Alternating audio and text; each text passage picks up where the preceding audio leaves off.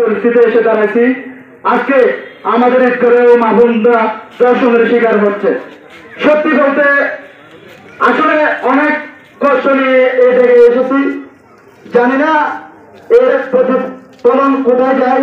আমি একটা কথাই বলবো, আমরা ঈদগাহবাসী দর্শনের বিরুদ্ধে সবসময় প্রতিবাদ করে তুলব এবং যেখানে অন্যায় দেখবো সেখানে আমরা গর্জে উঠবো। আমি প্রশাসনের প্রতি একটি দৃষ্টি আকর্ষণ রাখবো, আপনারা অতি সত্বর সঠিক তদন্তের মাধ্যমে দর্শকের যে শাস্তি হয় সে শাস্তি মোতাবেক আমরা দর্শকের বিচার চাই। এই বলে আমার বক্তব্য এখানে শেষ করলাম। আসসালামু আলাইকুম। কিনা তবে তারপরে আমরা আমাদের সবসময় অন্যায় প্রতিবাদ করি, আমরা করে যাবো ইনশাআল্লাহ, সামনে এর ধারাবাহিকতা অব্যাহত থাকবে।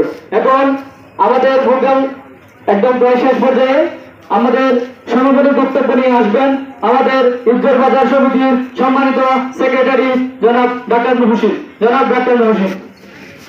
প্রায় শেষ করেছি।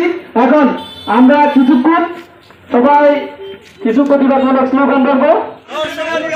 শিশুর দুই নিরাপত্তা স্যার, শিশুর দুই নিরাপত্তা স্যার, 1 2 3 4। প্রশাসন জবাব দে, আমার ভুল দোষিত কেন? প্রশাসন জবাব দে, আমার ভুল দোষিত কেন? প্রশাসন জবাব দে, আমার ভুল দোষিত কেন? আমার ভুল দোষিত কেন? প্রশাসন জবাব দে, আমার ভুল দোষিত কেন? প্রশাসন জবাব দে।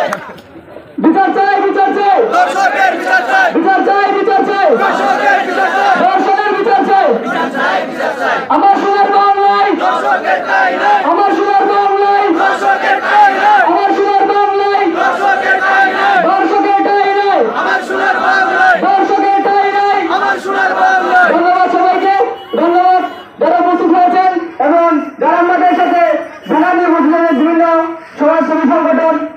আমরা এই মুহূর্তে আমাদের অনুষ্ঠান শেষ ঘোষণা করছি এবং মনে রাখবেন এই অনুষ্ঠানটা আমরা কোনো গোষ্ঠীর বা কোনো রাজনৈতিক দল, কোনো পরিবার কারো বিরুদ্ধে নয়। আমরা আমাদের মানবন্ধতা করেছি শুধুমাত্র অন্যায়ের বিরুদ্ধে। আমরা অন্যায়ের বিরুদ্ধে আগেও সোচ্চার ছিলাম, সামনে ভবিষ্যতে সোচ্চার থাকবো ইনশাআল্লাহ। আমাদের এটাকে বাটে রেখে আমরা আজকের মতো এখানে সমাপ্তি ঘোষণা করছি।